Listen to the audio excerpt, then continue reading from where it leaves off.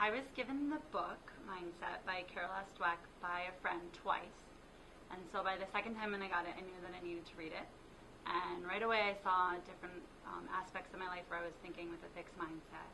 And so I started to look internally, and I did a lot of growth, like self-improvement, and I started changing the way that I handled, different challenges, change your words. I started thinking more positively. So it first had to start with me internally before I could then teach it to my students. So what does the growth mindset look like in the classroom at the elementary school level? When they first come, the first week of school, I do a little lesson every single day. I use some different kind of words. I say, think with a colorful brain instead of a growth mindset in the beginning, or I say, like, that's more of a black and white kind of a brain. I have some phrases that are laminated on cards, and I'll read a phrase. Let's say that it says something like, I just can't do this. This is so hard. And we talk about how when you say things like that, what it does to your mind and how it starts to limit you in so many ways. It doesn't matter the lesson or the subject. It's constantly being brought up. It's the lingo that we use. It's the way that we help each other. Before I present something to them that's challenging, I remind them about how we want our brains to work out right now. We're going to stretch our brains. I'm like, show me your muscles. We're gonna really try hard right now. And so it's just constant, and they're only 6 and 7 years old, but they get it and they love it. And you'd be surprised what they'll say and the phrases that they remember. And they're like, we don't say can't, we say yet. It's very cute. So what are the positive outcomes that you can see, like any tangible results? Absolutely. They still fail, but they're more accepting of their mistakes, and they're 6 and 7, so of course they cry sometimes, but they're more encouraging to each other. They're more willing to take chances. They're more accepting of their mistakes. And after a really good growth mindset pep talk, and we face a challenging, let's say, math problem, when the mistakes happen, they actually smile and they laugh about it, and they're like, wow, that was a good mistake I just learned from, and it's amazing. On a personal note, it's helped me achieve more things than I ever thought that I could. My job, I'm not from this area, and so applying for the first grade position, it seems like it was something that was so out of reach, and it's taught me how to work hard and not to give up and to believe in myself. And so I've watched myself do things that I never thought I could do, and I love when I'm having these internal conversations with myself and I notice that they're going down that fixed mindset road, how quickly I can catch myself and go, wait, no, that's not how you think, and I change it. And it affects me in all aspects of my life, in work, at home, friends, family. I'm a better person because of it. Don't give up. Don't give up. It's something hard. Use a number grid. Oh, we could use our number grid for this, absolutely. We're going to stretch our brain. How do you see those benefits, like in real terms with the students? You see it several different ways with the changes in the students. It might be an improvement in students' test scores, higher than anticipated projections or final scores, increased engagement, because we find a lesson that may have been confusing 1 or 2 or 3 years ago that now students understand more. So now they're more likely to participate in a lesson or work harder on it. We've witnessed higher completion rates for homework and for something that we do for some Keystone prep work as well. And I think that those are all indications that students are benefiting from the changes that we've made. The growth mindset has impacted me personally and professionally. I think that it's something that maybe we had as a part of our mentality growing up, but we didn't have the same verbiage for it.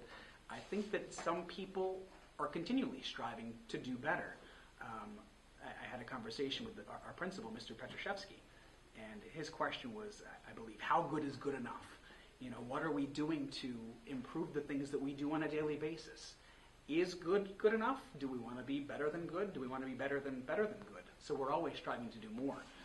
It's always been a part of how I was hardwired, was striving for better than the last time, whether it would be in personal relationships, whether it would be in the field of athletics, or now coaching.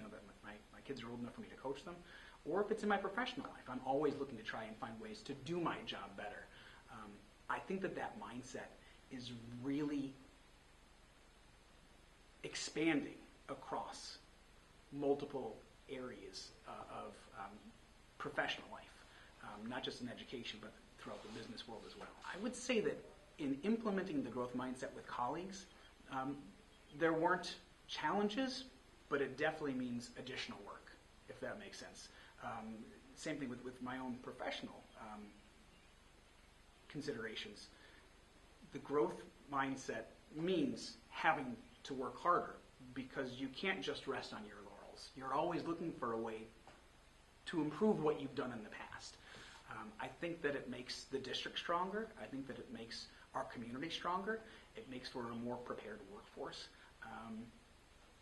And I think all of those things are worth the additional effort. Okay.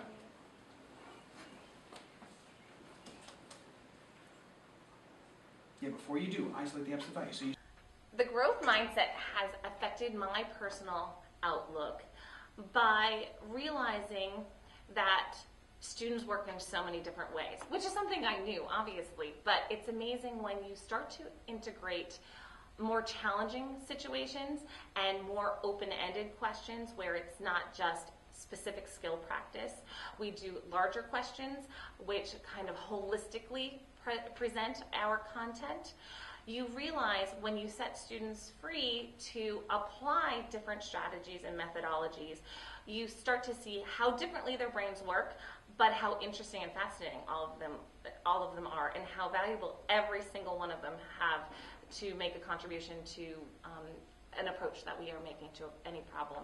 The growth mindset equips me and the students with an approach to see that challenge and difficulty is not a bad thing and does not mean that a student is not capable.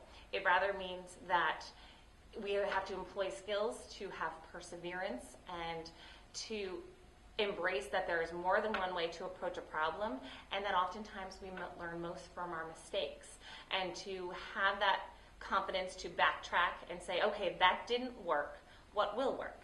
And just over time, while using these skills, students start to see, okay, I made a mistake, but that is not the end of the world. That does not mean I'm bad at this subject.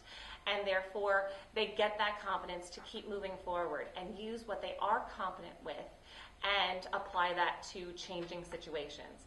And that's true not only in mathematics. Here at the middle school, we're equipping lifelong learners. We're not just focused on our specific content area. And I really think it just rolls into all parts of life where you're going to experience challenge, but it's how can I work with the problem and use whatever varying skill set I have to tackle it.